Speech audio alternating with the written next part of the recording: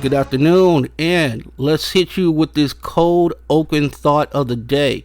Right now, there are two completely different leagues operating under the NBA logo. League A, you have the suits. You have Adam Silver standing at a podium and asking for billionaires to stroke a $7 to $10 billion check to put an expansion team in Las Vegas in the desert.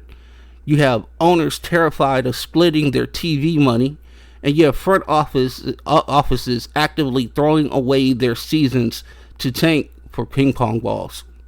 And then you have League B. You have the Boston Celtics, where Jason Tatum's Achilles popped last spring, and the entire basketball world handed the Boston Celtics a permission slip to punt this season that we're currently in. We called it a gap year when the season started. We thought they'd pack it in and rest their guys and look towards the future and maybe possibly get themselves involved in all of this talent that is at the top of this draft that is coming up. Instead, we got Jalen Brown staging a hostile takeover. Joe Mazzulla is offering and building a defense that is suffocating, and he's using kids to do it. And Tatum has rushed back from his surgery 10 months. 10 months. And now he's sitting out here playing basketball, doing his thing. He's been back for 11 games. They didn't take a gap year. Instead, they're taking the Eastern Conference by storm. Adam Silver can take $7 to $10 billion for a new franchise in Vegas or Seattle, but the Boston Celtics are proving that every single night that you can't buy championship culture, you have to forge it. With that being said, let's get on with our podcast.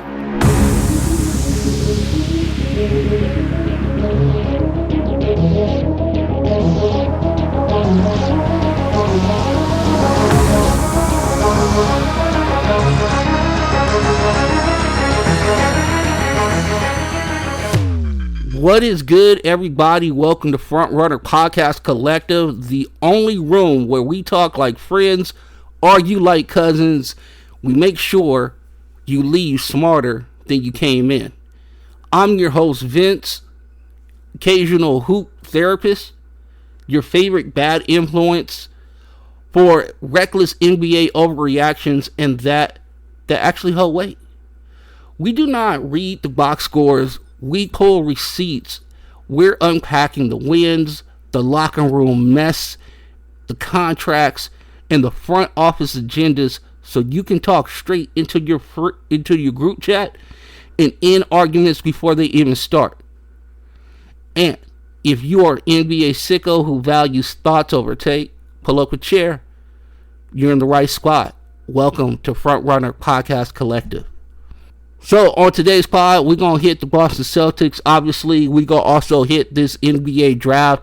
We're going to give you some prospects that are outside that top 3 or 4 that we talked about last week.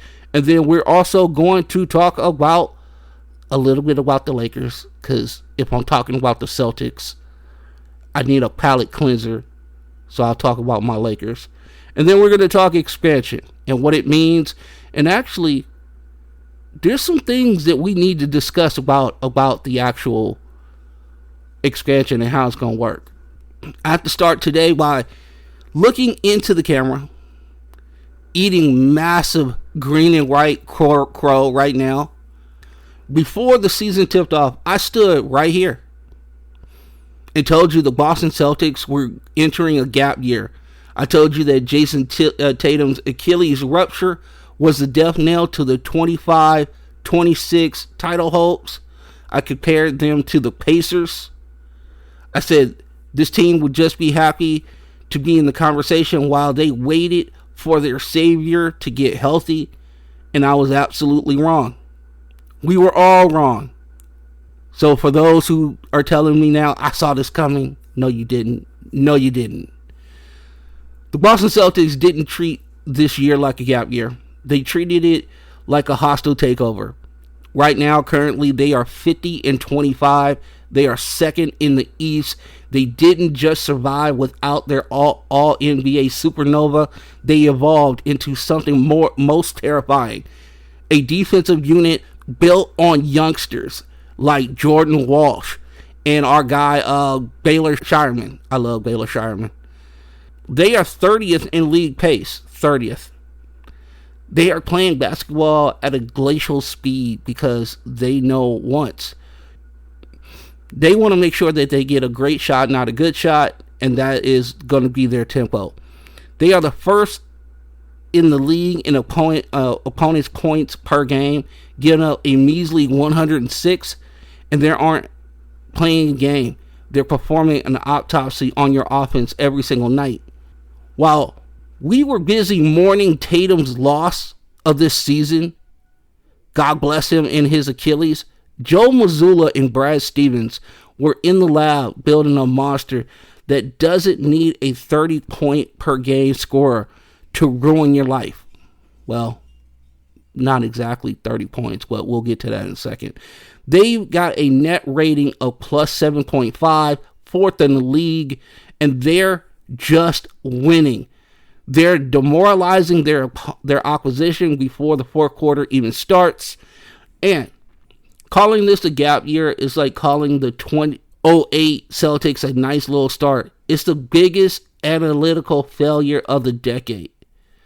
We saw them lose to Atlanta the other night. I don't take any real thoughts on that at all. Don't let the late season stumble fool you. This team has spent 75 games proving that the system is the star. And let me tell you about this system.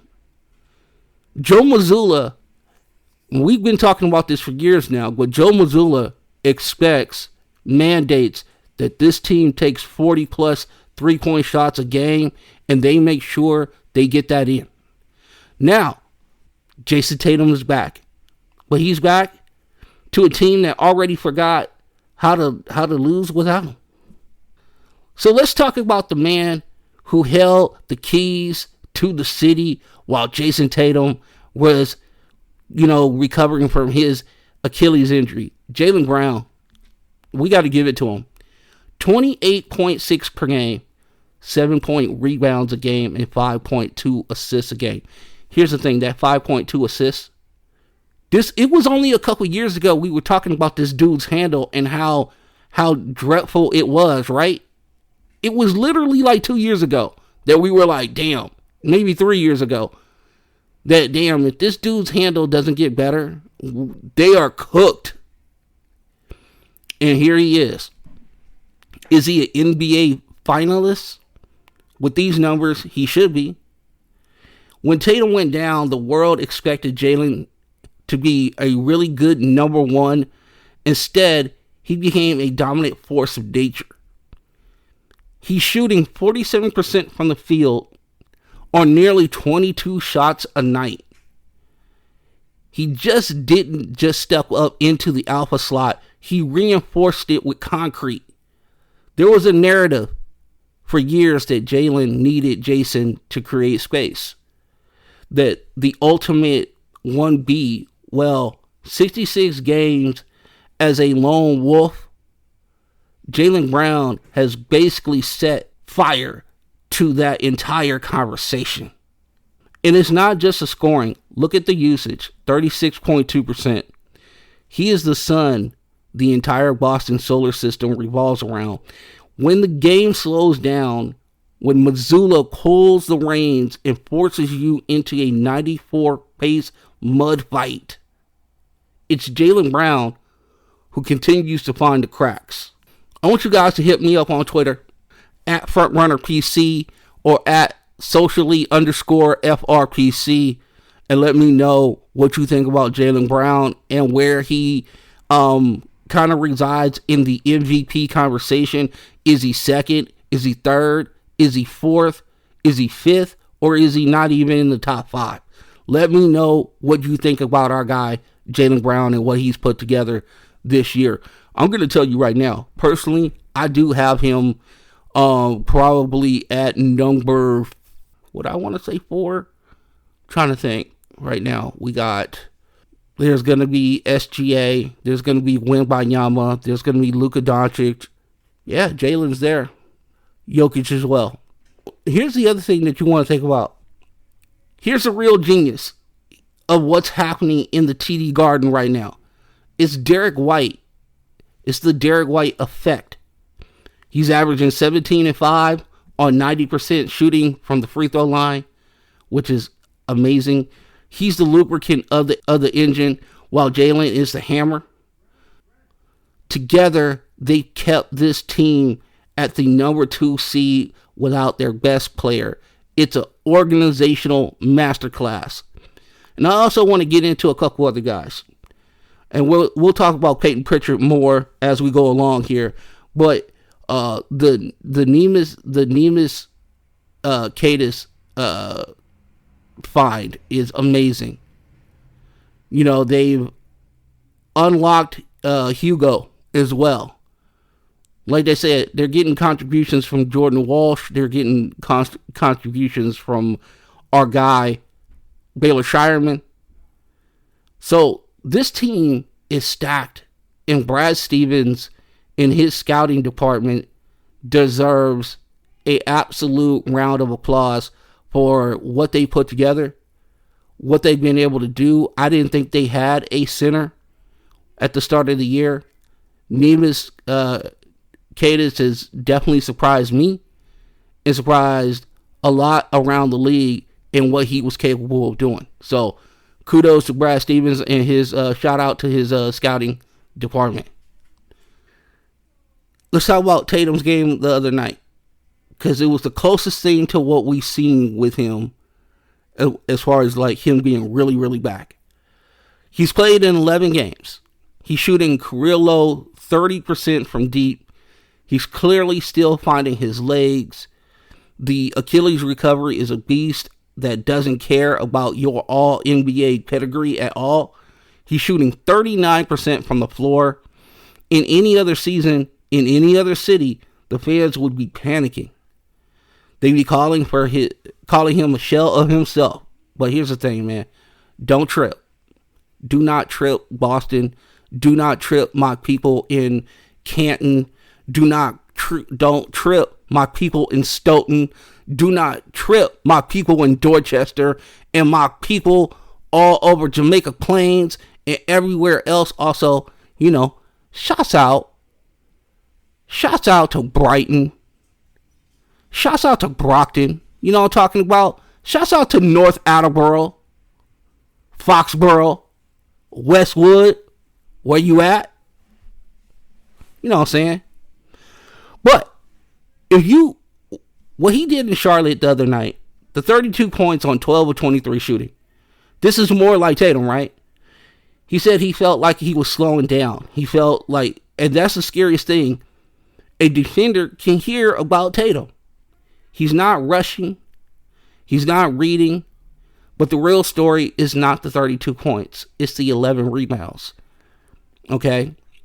Tatum has returned from a career-altering injury, and instead of forcing his way back into the scoring title race, you know, just jacking up shots and things of that nature, he's decided to become the most elite role player in the world.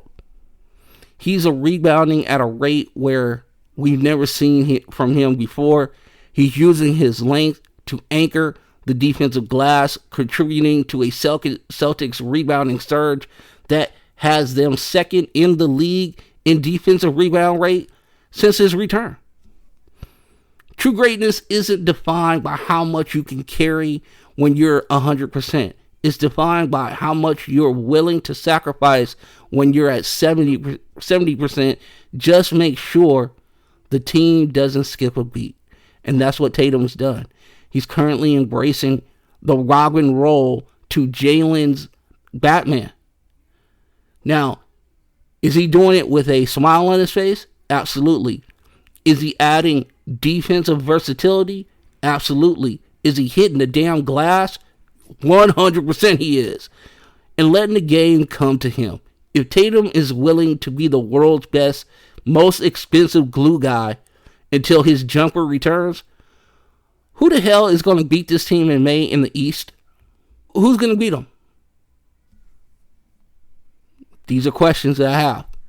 But before we get out of here, okay, we got some other things to talk about.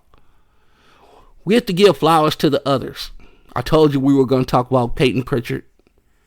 Just dropped 36 on Atlanta. He's averaging 17 a game on 45% shooting. Nehemias Queta is a walking double-double, shooting 64% from the floor. Baylor Shireman is out here busting people's ass. Sam Hauser is hitting corner threes like a G. And Jordan Walsh is coming in and just stifling whoever your primary scorer or ball handler is. He's just a nuisance. These are the names that Brad Stevens and Joe Mazzulla have cultivated. Their working relationship between the front office and the bench is one of the best in the NBA. They have a mandate: play defense, value possessions, and crash the glass. Pritchard isn't just a shooter anymore. He's a guy crashing the offensive glass against 7-footers, mind you. In the fourth quarter, that is winning basketball. It hurts my soul to say this, but the culture in Boston is impenetrable right now. They clinched their 5th 50-win season. They faced the ultimate adversity with Tatum's injury, and they just didn't hold on. They thrived. They turned their greatest weakness, rebounding, into an overwhelming strength. So, here's the bottom line. For the rest of the league, you had a chance. You had 64 games to bury the Celtics while Tatum was in a walking boot, and you failed. So, to my Knicks fans out there, to the Cleveland Cavaliers who thought this was their year, Detroit Pistons, they're not scared of anybody, okay? We'll have to get into them at a later date. But Detroit, mark my words, Detroit is not scared. Jalen Brown became a superstar, an even bigger superstar than it was. Peyton Pritchard became a weapon of mass destruction. And the defense has become a fortress. Okay, so to NBA fans, this does not exclude the Boston Celtics fans, but to my NBA fans, how disheartening is it to see a 6'2" guard come in to the paint area and get a bunch of offensive rebounds for second shot opportunities? Because that's what Peyton Pritchard is doing. That's what he's doing. Here's a thought for you hoop heads in your group chats tonight. Everyone's talking about the return of MVP Peyton, but if you're looking at it all wrong. Here's the other things that we need to talk about. But here's the magic trick. If you play slow, your offense suffers. Not here. No. The Celtics are second in the league in offensive rating at 120 even. They aren't just taking their time. They're being surgically precise with their shots. I told you, it's great shot, not good shots. They're third in the NBA effective field goal percentage at 55.3. They don't take bad shots at all. They wait. They wait you out. They probe. And then Jalen Brown or Derrick White hits you with a dagger at the end of a shot clock. And the other end, it's a nightmare. They're first in the league in opponents per game scoring at 106.9. Think about that. In 2026, with the scoring explosions that we've seen every single night, they're holding professional basketball teams to 106 points. It's amazing. Watching every team try to score against Boston is like watching someone try to win in a fist fight in a revolving door. You're just hitting the glass until you pass out, fool. Number one in defense rebounding rate since the break, the All-Star break. There aren't giving out second chances. They are fourth in the league in the net rating. We talked about this, 7.5. That is a championship DNA. And when people call this a gap year, when they're ignoring the facts that the Celtics have had a statistical profile of a 65-win juggernaut, they don't care about your highlights. They care about the math. And the math is saying that you're losing. And here's the thing. 50 and 25 with 7 games to go in this season. And again, this is 7 more games. Now, I'm not going to say he's going to play all 7. But let's say he plays 5. This is 5 more games for Jason Tatum to knock some more rust off. Oh, just as another thing with this. We talked about next man up mentality because it's not just your stars. They're also waiting on Nikola Vucevic to get back. So you're going to have a floor-spreading big out there with Jason Tatum and Jalen Brown probing the paint.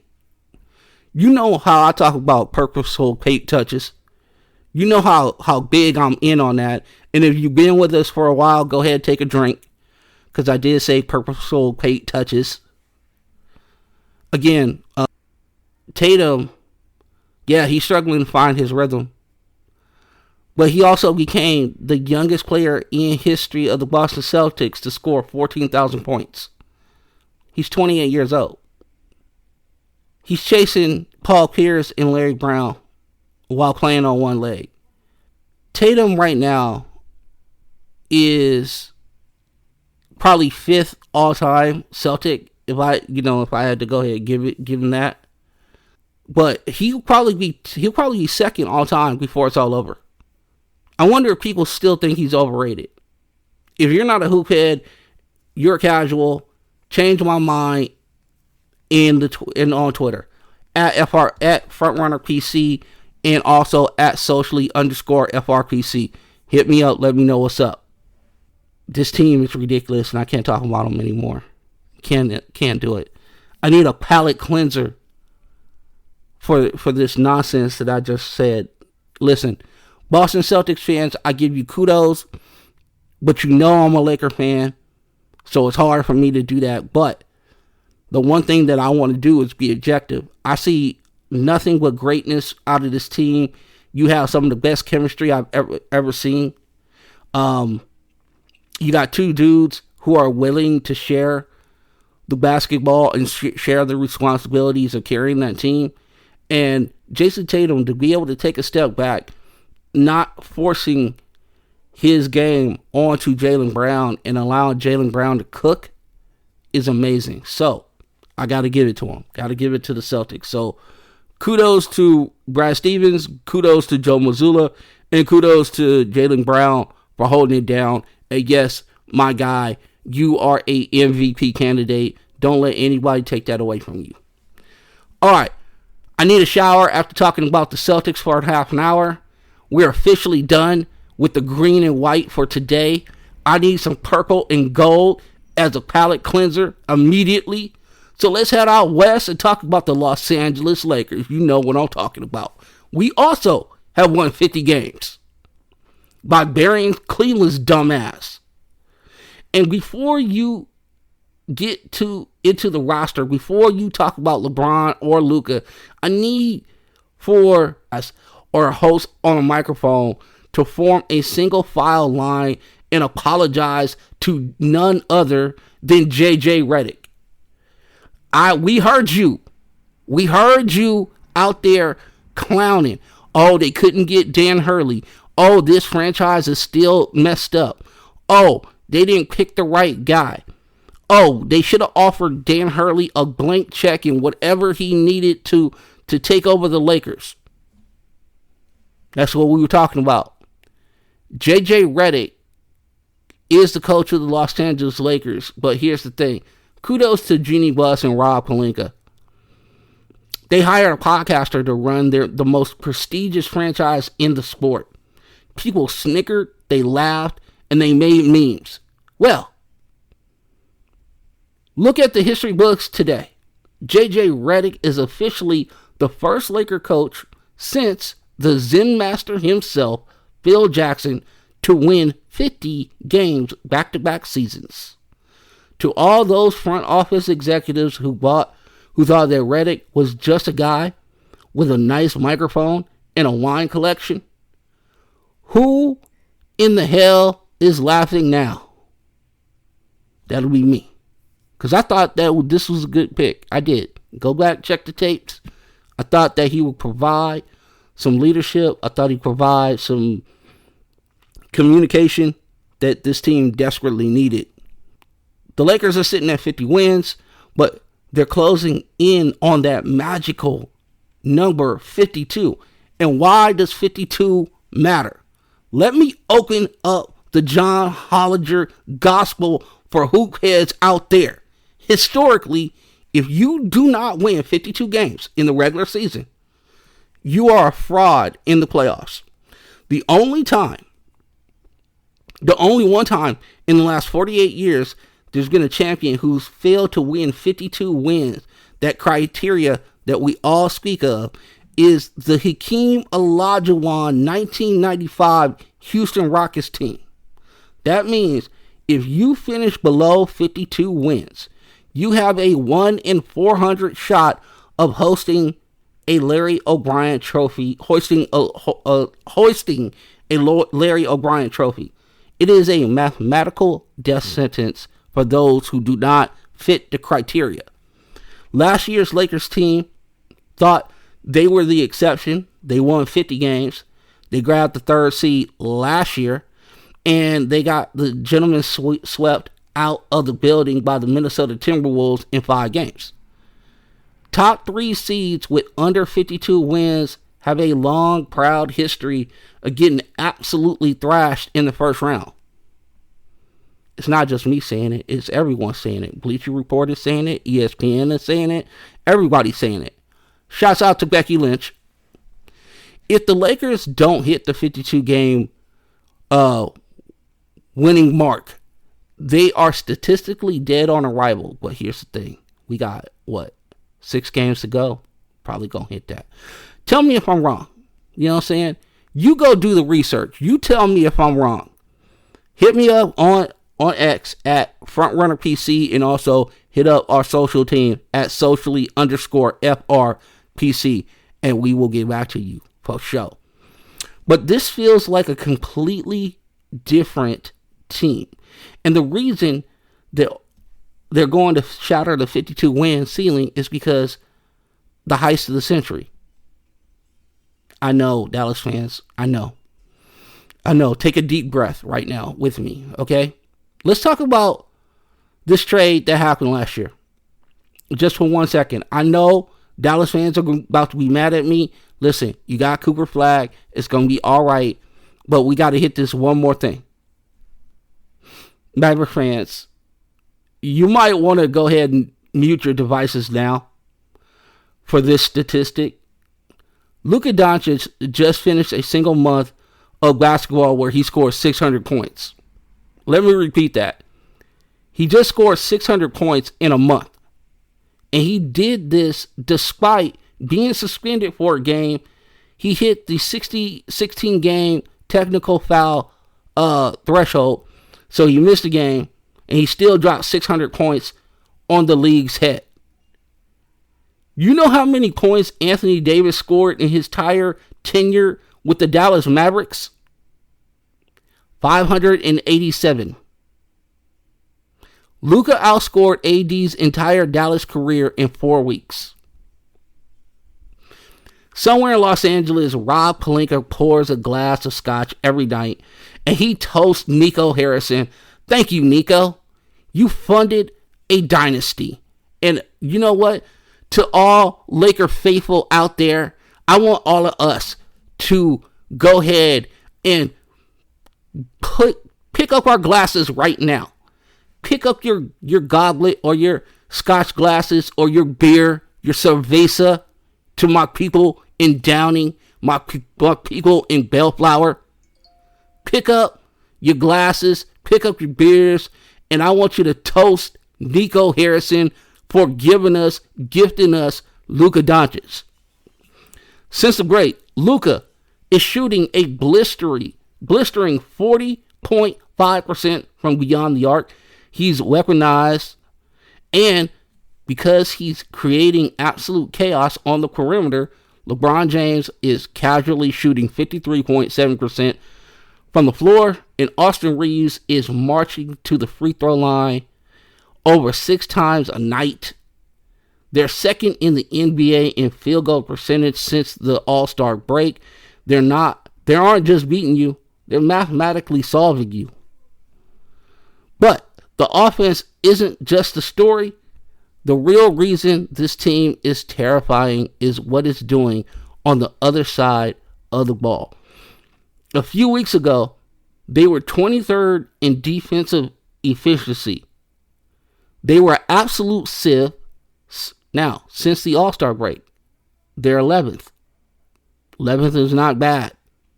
They're absolutely suffocating people at the three-point line. Since the All-Star break, opponents are making only 11 threes a game at a 32% clip. Both of those are the lowest marks in the entire NBA. So you heard it here first. So they're rushing you off the three-point line. And if you do get off a shot, you're seeing bodies in front of you, so you're shooting at a 32% clip. They held the Washington Wizards, which is, listen, I know it's Washington, to 20% from deep. JJ Redick has completely rewired the defense to close out and the closeout logic. And stop giving the ball away. They went from 20th in turnovers down to 5th. Austin said it best.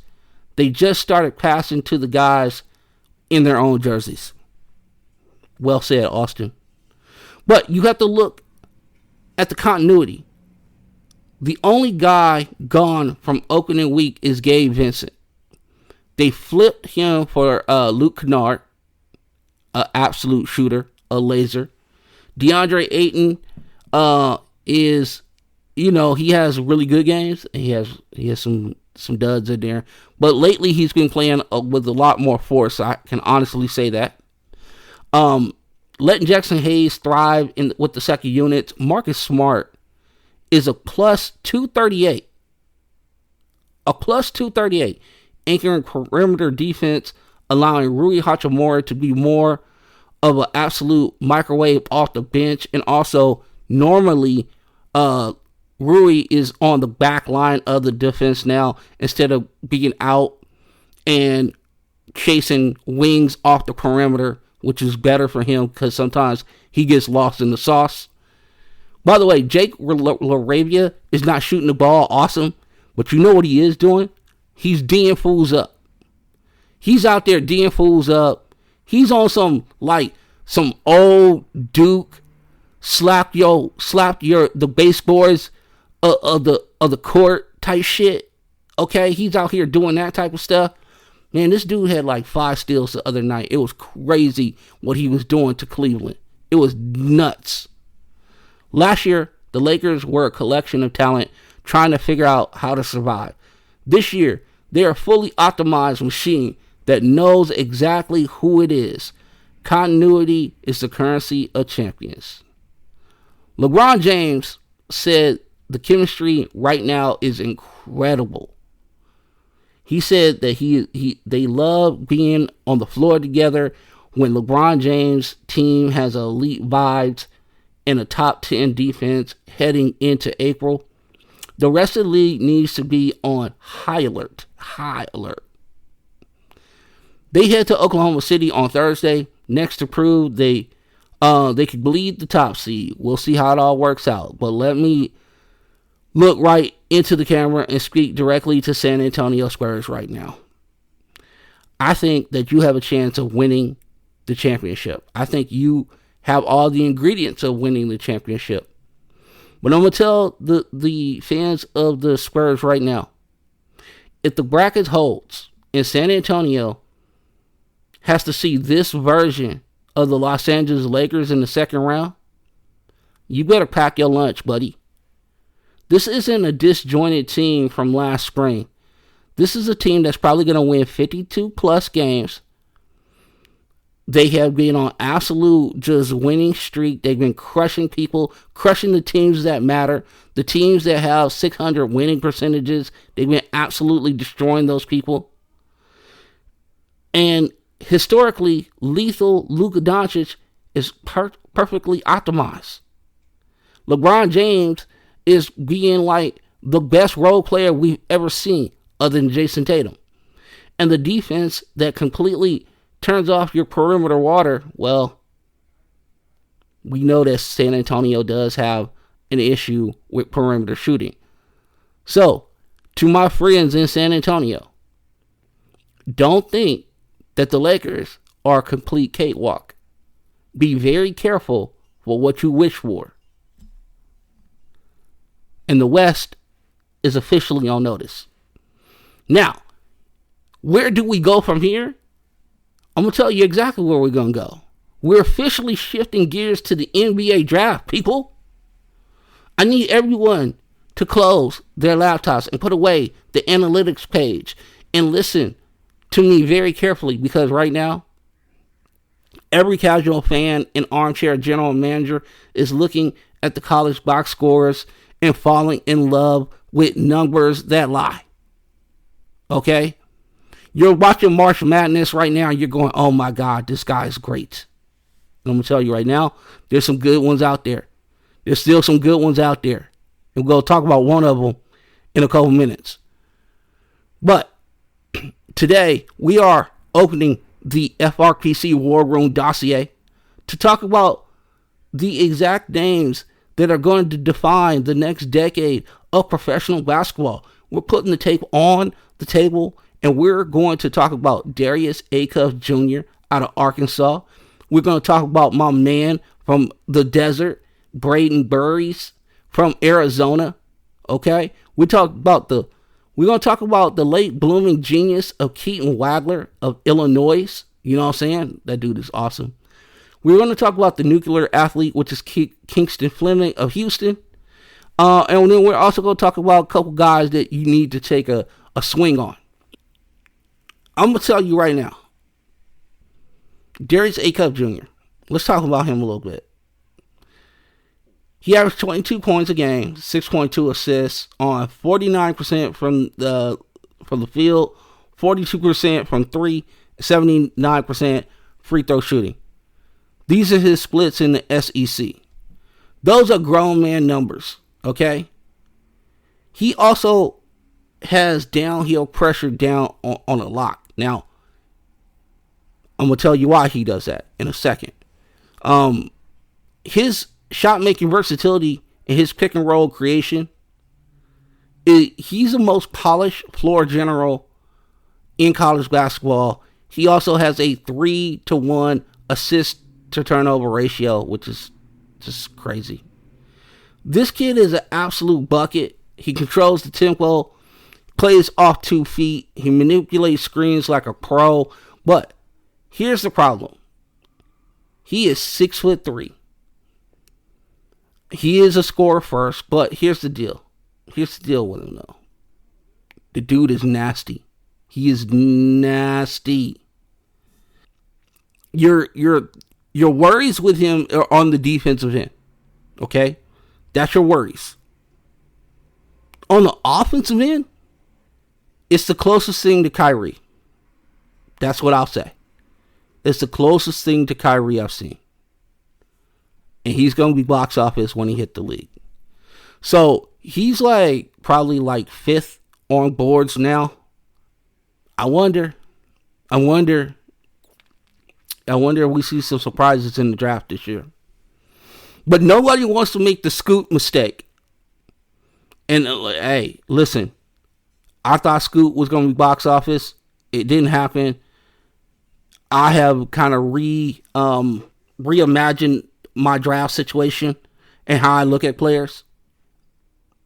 I love Acuff Jr. I think he has all the moxie and the talent that you need to make it in this league. And I think he has that bravado that you need if you're going to be a lead guard in this league too. Now let's get on to our guy, Braden Burries from Arizona. He's a two-way power guard.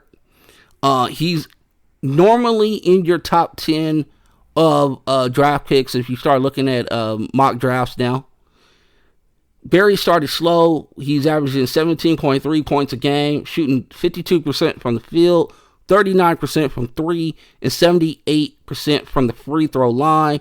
Those are just awesome splits. I just love it. He's also grabbing 5.5 rebounds a game, and he's giving you almost 3 assists a game. I love his toughness. I love his mid-range game. Using it in college basketball is fantastic. He's also a physical driver to the hole. No, he embraces contact. I think that's because of his build. He's an aggressive rebounder with quick hands, but the questions are that can he separate from his man consistently in the NBA? Well, I think if you learn some of the tricks of the trade, you'll be able to do that. Now, Barry's is the anti-A cuff. He isn't going to break down an elite defender with a string of crossovers, but he's going to outwork, outmuscle, and outcompete the guy in front of him. He is built like a damn running back. He's 6'4", 205. He's a connector who defends his ass off, rebounds like a real wing, and here's the other thing: he hits open shots. The concern is the lack of elite burst and the reliance on self-created jumpers. But again, if you got the craft, if you got the know-how, if you got the time to put into your game, Jalen Brunson is not the fastest dude on the court. Okay, let's get this straight. But because his footwork is of a sorcerer, he can still do it. Now, if you draft Burries, you already have a primary, and you have a primary creator. If you need a culture-setting two-guard to round out your backcourt, he's a high-floor, low-ceiling prospect who will absolutely find a way to stay on the floor in big games because he doesn't have glaring weaknesses. I think this guy is going to be really good. I don't know if he's going to be perennial all-star, but he'll be that guy that, if left open, knocks down the shot that absolutely guts your team, and you're sitting there, why did we not have somebody on him? Why was there not somebody on Barry's when he's out there shooting threes? And I'm going to tell you right now, I think he's going to make it in the league. I think he's going to be one of these guys that's probably drafted anywhere between 8 and 12, and whoever gets him is just going to fall in love, and he's just going to be solid, rock solid for you. Now, let's get on to the guy who is still playing in the March Madness, and that is one Keaton Wagler. And if you've not seen this guy, if you don't know his story, we're going to break it down for you right now, but it's awesome. It's an awesome story, and I love talking about this kid because I love kids that just don't worry about if they're a 4-star, 3-star, 5-star, 20-star. Well, you know, you're not in the ESPN top 100, whatever the case may be. You just go ahead and get into your bag and make people feel real bad that they didn't go out and get you earlier. He is one of the best stories in the draft. He was ranked outside the top 150 out of high school, and now he's leading the number one offense in the country. He doesn't have a nuclear athleticism, but his processing speed is elite. He plays the game 2 frames ahead of the defense. And do not ignore this late blooming genius. He's 6'6", out of Shawnee, Kansas, 20.2 points a game, 5.1 assists. He's shooting a blistering 44% from beyond the arc. Okay?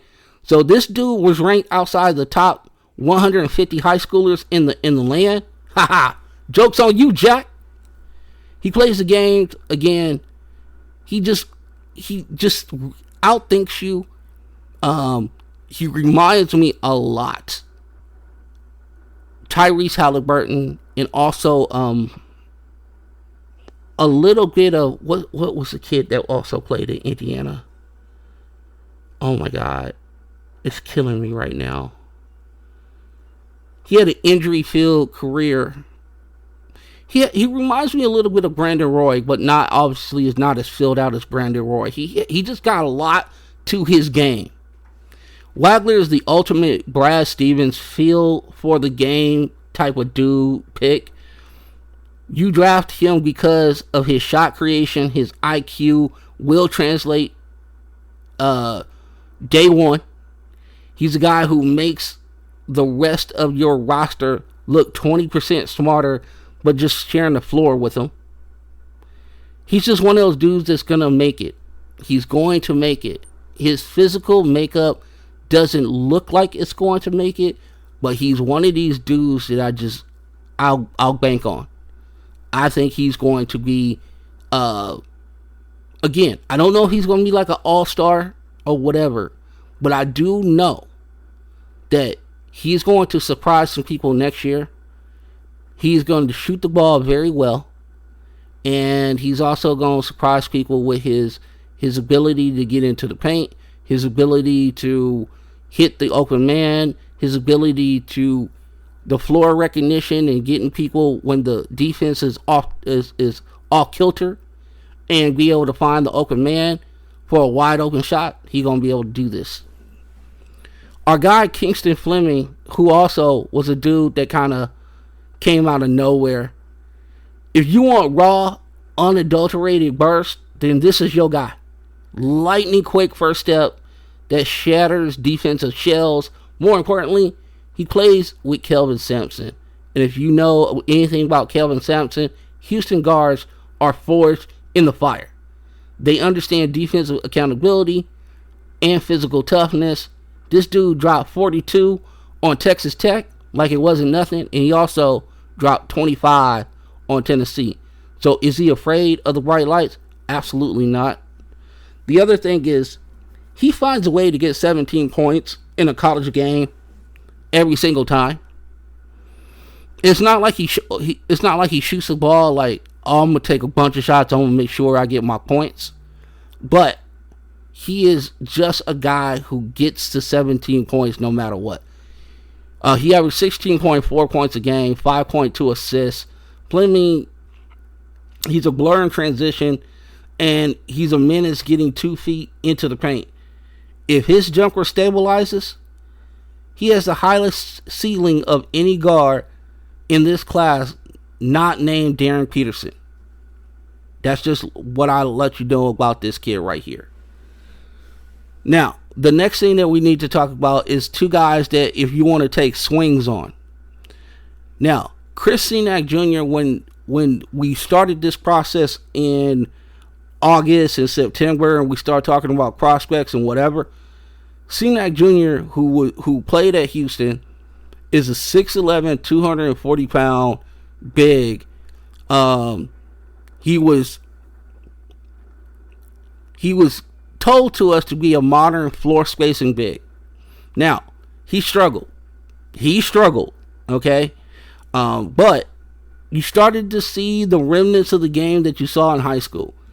Is he a legit 6'11"? I don't know. We have to go to the Chicago scouting combine and find out.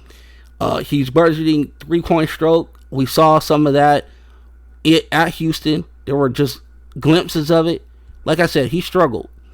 Now, his ability to finish above the rim, he has the athletic ability to do so, but he can play some defense. Now, don't overthink this. He's 18 years old. He survived playing for Kelvin Sampson, which is fate onto itself. Usually, he already has a competitive psychotic edge required to survive in the NBA. He's raw. His production fluctuates because Houston's deep, but also he struggled. And they took a lot of his opportunities away from him once we got past like the 8-game mark of the season. You know, Kingston Fleming ascended. And with his ascension, Chris Senac Jr., he kind of got demoted as far as like production and actual shots that he was going to get. You know, it's hard when a guard is holding a rock and you're a center or big. You're not going to just be able to get that ball. Now, he is a wild card, but if you're looking at a dude and you're going physical profile, and I think that he can be a stretch 5, if you can get him outside the lottery, if you can get him from 18 to 24, somewhere in there, and I mean, some people are even finding him in like the mid 20s in some of these mock drafts. If for some reason he's there, if the Lakers get him at 25, I'm going to be so excited. Now, another guy that I want to go ahead and put my stamp on is a kid out of USC. Is Elijah Arenas. Listen to me. If you stare at the spreadsheet, you're going to get sick. The shooting percentage was 34.1% from the field. He shot 21.3% from 3. This is the kind of efficiency that usually gets you benched in the G League. But as your intelligence engine, I'm going to tell you right now, look beyond the box scores. Look beyond the numbers and understand what's going on. You have to look at the timeline. He missed his first 18 games of the season due to injury. This dude's car flipped over like 35 times. He was lucky to be alive. He didn't get to play in November during Cupcake non-conference schedule to build his rhythm and his mechanics, and had to adjust the speed of college basketball on the fly. He was thrown directly into the meat grinder of the Big Ten Conference. By the way, the Big Ten Conference has what? It has Illinois, has a couple other teams in Michigan. They're both playing they're in the Final Four. So the Big Ten is a elite conference. He had to play in this mess. Now, the other thing is that he didn't get to practice, because once the league season started, and that's when he basically came back, was during league season, during conference basketball, there wasn't a lot of time for practice. So he wasn't able to get his wind about him, get his legs underneath him, and things like that. So USC was essentially a mess. He was handed a rusty teenager the keys to a broken offense. They had a bunch of injuries at USC this year that just really shut down their season. He was forced to take tough, contested late clock jumpers because of the system around him was flawed. The real indicator is that if you look at his free throw percentage, he was 79.2, 61 of 77, while drawing fouls at an absurd rate for a freshman guard, including 12 for 16 and a night in Ohio in C-Bus playing the Ohio State Buckeyes. Free throw percentage is the single highest correlator to future NBA three-point success. The touch is absolutely real. It's the shot selection. It's the leg conditioning that are currently broken. Unteachable traits. He's 6'6", 200 pounds. His daddy is Gilbert Arenas. You don't think this kid knows how to score? You can't teach that type of positional size and length for a primary ball handler. And here's the thing. If you want to see the games where he showed out, turn on the tape of Indiana where he scored 29 and against Penn State where he scored 24. When he's getting downhill, his handle, his shiftiness are elite. He has a joystick movement, advanced footwork, and natural feel for creating separation that most 25-year-olds don't possess. And again, he's Gilbert Arenas' kid. So pure scoring is in his DNA. And isolation bag are already there. He knows how to score. He doesn't just know how to play winning, efficient basketball as of yet. But if you want to take a shot on somebody in the second round, I don't think he's going back to college. I really don't.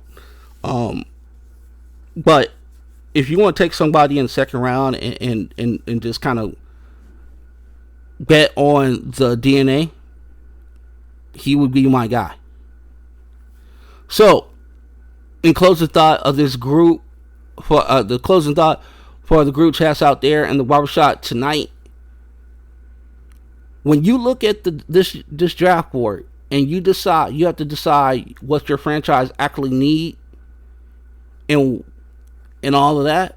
If you need a guy to run your offense and get you 20 a night, that's Darius A. Cups Jr. Pick this dude. He's the closest thing to Kyrie we've seen in years when it comes to pure downhill shot making and manipulation of people in front of him. He's a bucket walking, okay? So I'm gonna tell you right now, just get some athletic wings around him and you'll be set. Now you're building a program winner and you want to make deep playoff runs, and you have your lead guard already. You have your wing, your really athletic wing, as far as that's concerned, and maybe you have a big. Like, if Orlando picks somebody like this, now they already got Desmond Bane. I'm trying to think of another team who could use somebody like this. Like Atlanta. If Atlanta got a guy like this, with Jalen Johnson and all the other things they have, I would love for that to happen. And again, we talked about Sinai Jr. We talked about Elijah Arenas. I'm going to tell you right now, sometimes to win, sometimes to understand what's going on in this league, you need to take swings. And I think these kids are worth the swing to take. So that's just me thinking out loud. We got one more thing to talk about before we end this podcast. But we need to talk about expansion. And I know a lot of people have already kind of touched on this, but I want to give you my perspective on it. And also, how can I put this? I might have a thought that a lot of people don't have. So just give me some room.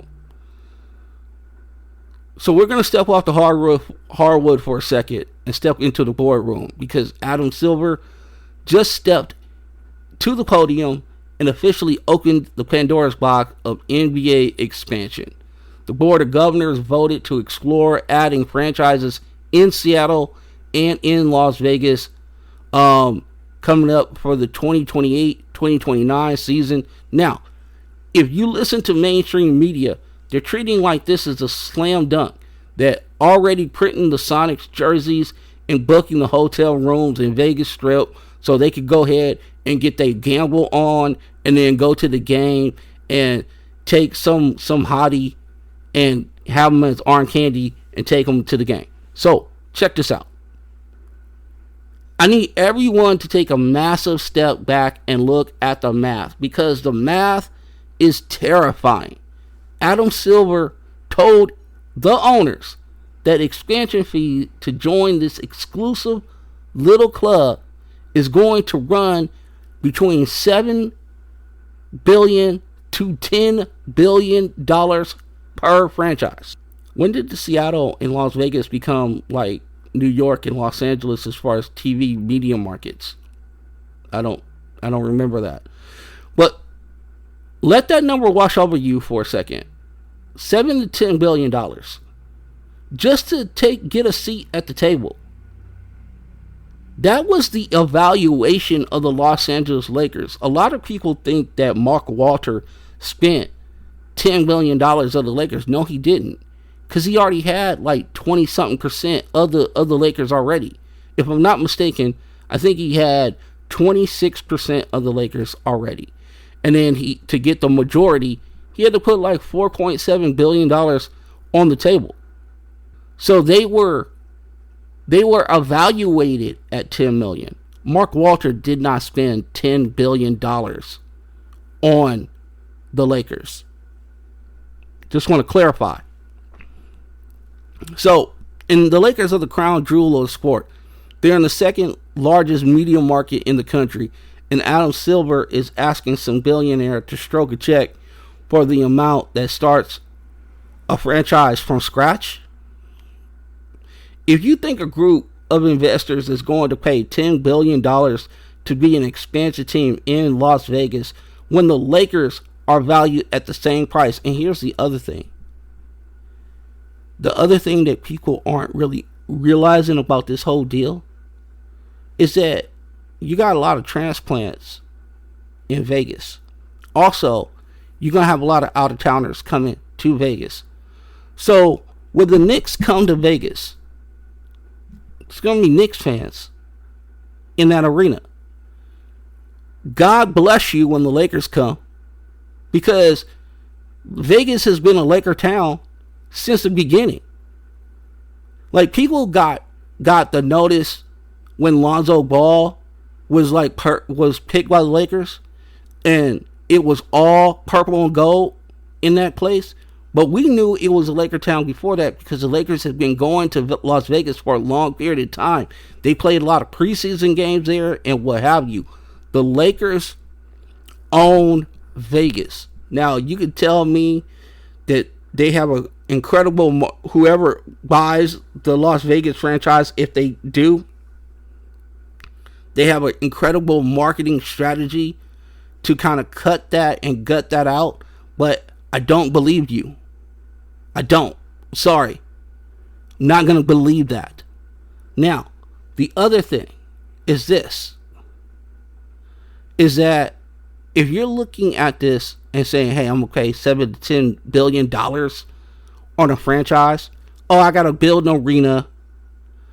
I got to start, my marketing situation and like focus groups and what we're going to name it and all these other things. That's a lot to ask of a team. That's a lot to ask of a startup franchise. And they're talking about doing this for the 2028 and 2029 season. We're already in 2026. When is all this going to happen? So here's the other thing. I do not believe that this is a done deal. I do not believe that Silver even has the votes to lock this up.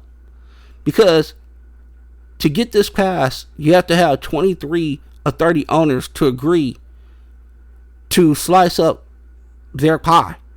And billionaires do not like sharing their pie. Okay? And then right now, the media rights money is split 30 ways. If you bring... Oh, here's the other thing. Phoenix is right there too. Right? Phoenix is right there as well. Utah is right there. And those are two new, along with the Lakers' new governor. You got 3 teams that surround this area. Right? So that's one thing. If you bring Vegas and Seattle and you split 32 ways, do you really think that Matt Ishbia or Mark Walters of the Lakers, the new ownership group of Portland and Boston, Tom Dundon and our guy out of Boston, you think they just gonna be okay with sharing their revenue with these 2 new franchises? Their financial forecast when they did these deals did not include sharing their TV money with 2 new franchises. Silver might have just bitten off more than he could chew with this. Let's focus on the Vegas for a minute. The Vegas of it all for a minute. Everyone assumes that Vegas is the promised land. The NBA already treats it like the 31st market anyway. They have Summer League there. They have the NBA Cup. The infrastructure is there. But let me ask you a very serious question that nobody in the league office wants to answer. Does Las Vegas actually need an NBA team? I give you that the Lakers are already entrenched in Las Vegas. You got Phoenix, a little bit south of them. You got Salt Lake City, a little bit north of them. Utah, Phoenix, and the Lakers all are divvying up that area. The other thing that I want to ask, can Las Vegas support a 5th professional franchise? You already got, if you look at the landscape right now, you already have the Raiders of the NFL. You have the Golden Knights of the NHL. You have the Aces of the WNBA. And then you have, in 2028, you have the Oakland A's arriving. I think their stadium will be built by then. So, do you have the bandwidth to sell out in Las Vegas with the NBA team with all the other entertainment stuff that goes on? The Lakers fans demand winning, and that's the reason why the Lakers are sold out, right? Everybody loves the Lakers here. It's a Laker town. Sorry to Steve Ballmer. He knows it's a Laker town. He built a brand new stadium, and every time the Lakers play there, it's like 70% Laker fans and 30% Clipper fans, and I don't care what you do with that wall. It is what it is. And I'm thinking the same thing is going to happen in Vegas as well. And I think that will happen for the New York fan. I think this will happen for the Chicago fans. I think this will just continue to happen. And here's the other thing. If you live in an area like Indiana, or you live in an area like Chicago or Minnesota, would you love to see your team play in Vegas? You go on a trip in the middle of February, and it's super cold where you live, and it's nice in Vegas, and you can turn it into a little vacation. What are we doing right now? You don't think these teams, these fan bases are going to have like little special package deals to go to Vegas, and like your airfare, your hotel situation all set up? You turn it into a little 3-day situation, and you watch your basketball team play, you gamble. The kids can go. There's enough stuff for the kids to do there. You can go to the Sphere and see a concert or whatever's going on there. And it's not just like Wayne Newton anymore. Like Pink did a stop there. Bruno Mars has been there for 5 years now, paying off gambling debts, I think. But he's been there for a long period of time. So you're seeing like contemporary acts there as well that people know about.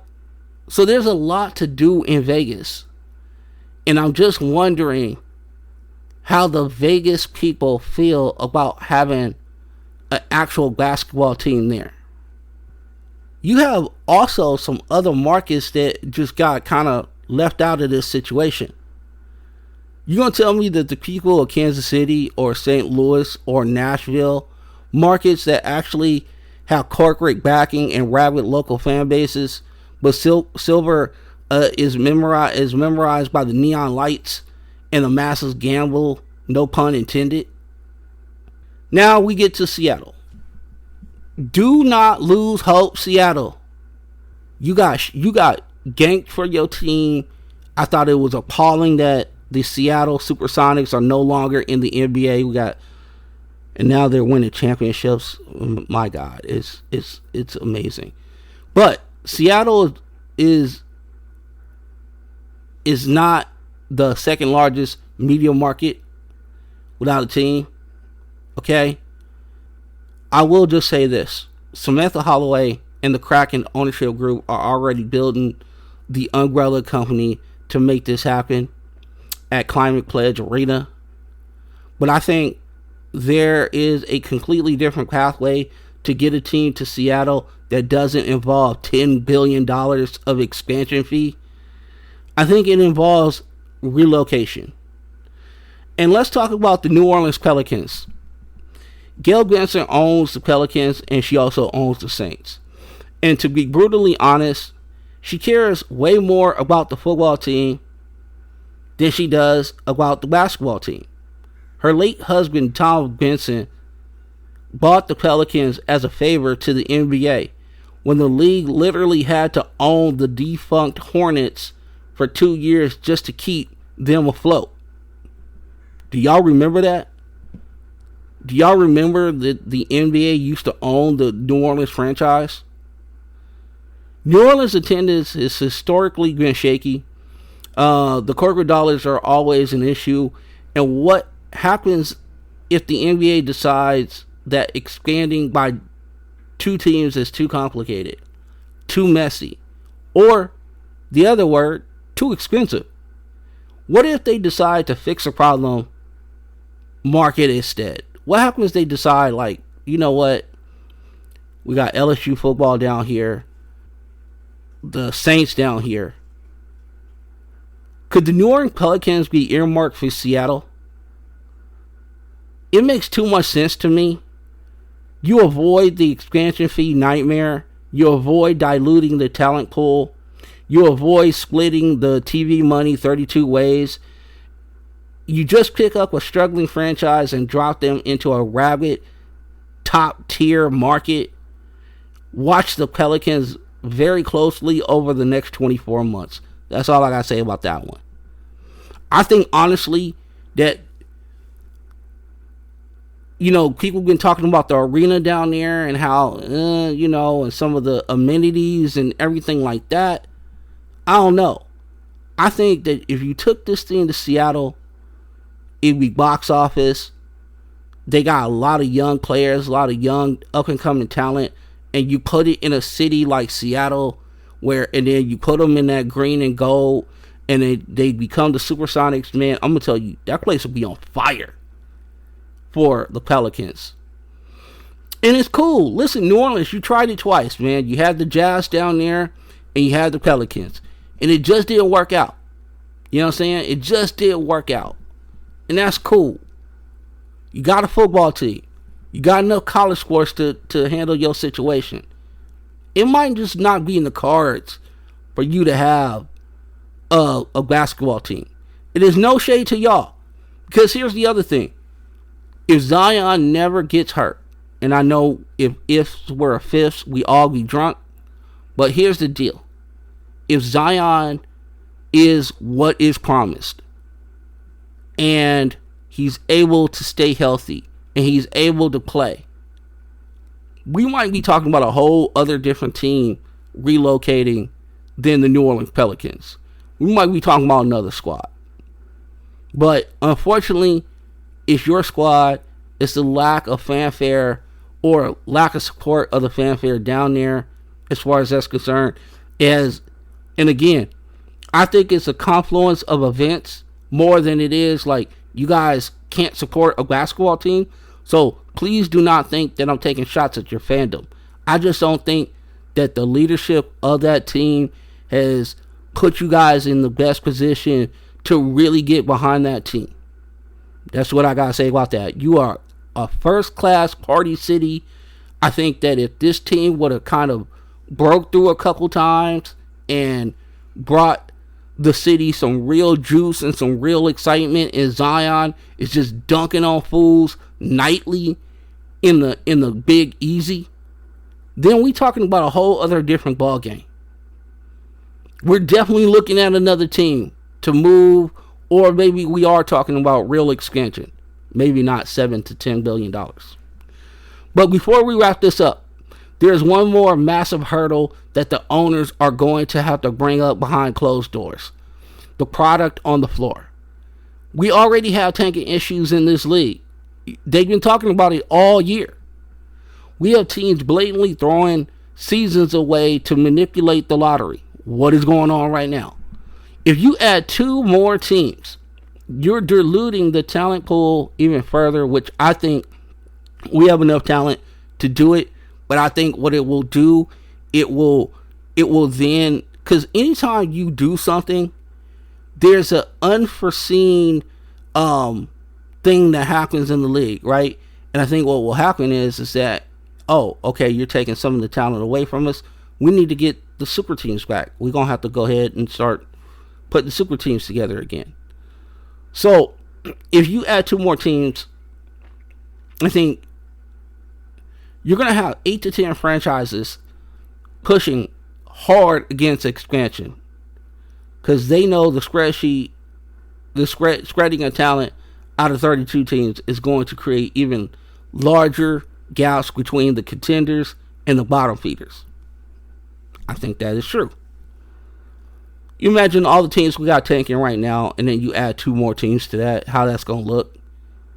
You know what I'm saying? Especially like, let's say a team like Minnesota, and let's say they were playing Washington, who's terrible right now, Brooklyn, Sacramento, Utah, you name it, right? And then we throw these expansion teams in. Let's say the last 10 games, that's all they're playing. And they go from 5th to 2nd in the standings. I'm not saying they didn't deserve it because, schedule is what the schedule is.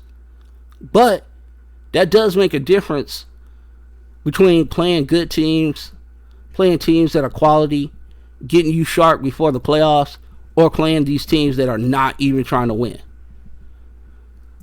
Expansion isn't about growing the game. It's about growing the wallets. And the moment the owners realize the math doesn't work in their favor, the Las Vegas and Seattle dreams might turn into a mirage. So, here's the bottom line for the group chats and the barbershops today. The NBA wants you to believe that 32 teams is a foregone conclusion. But I am here to tell you, look at the money. Look at the saturated market in Vegas already. And then look at the relocation candidates. Seattle, you will get a franchise back. You will get the Sonics back. I believe that in my bones. I believe that with every fiber of my being. I just think that you're going to get it in a different way than you think. But it might not be through $10 billion. I know that. It might be a team that plays in the South. In Vegas, you might have to settle for the Summer League for right now, my guys. In the in-season tournament. The battle for the future of the NBA has just started, and the billionaires haven't even drawn their swords yet. So, I want people to sound off. Hit me up on X, FrontRunnerPC, or also at socially_FRPC. And let me know what you think about relocating the Pelicans to Seattle, getting the Sonics back in the league, which would be great. Oh, by the way, New Orleans would then, who are already in the West, you would be taking a team from literally the Southeast and moving it to the actual West. You move the Pelicans to Seattle, and already you changed the map of what the league looks like. Then you have to worry about where Memphis is. That's the only other team that you have to worry about where they are. So, we'll work it out at some point. But, I will say this. We should be back on Friday with another dope pod to step to. I want to thank everybody out there. And I'm going to leave you with this. Before we get out of here, I want to say that there are a million places you can spend your time and your attention. But you chose to pull up a chair with us today, and we do not take that lightly. So, surround yourself with people who give you light, keep you accountable, and actually know ball. That's the real max contract. Appreciate them out loud. Don't wait for later that nobody's promised. You know what I'm saying? We're never promised tomorrow. So if there's people out there that you're thinking about right now, reach out to them in a text or a FaceTime and let them know that, they're important to you and they're important to your day-to-day operations.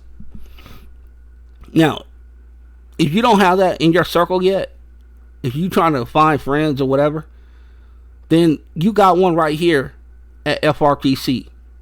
We joke, we might get loud, but we always respect your basketball IQ. Like I always say, thoughts overtake every single time. Because anyone with a microphone can yell a take. Very few can actually defend a thought. Until next time, keep your mind sharp, keep your circle tight, and protect your peace like cap space, and never waste it on bad basketball or bad energy. I'm Vince, and we out. Deuces.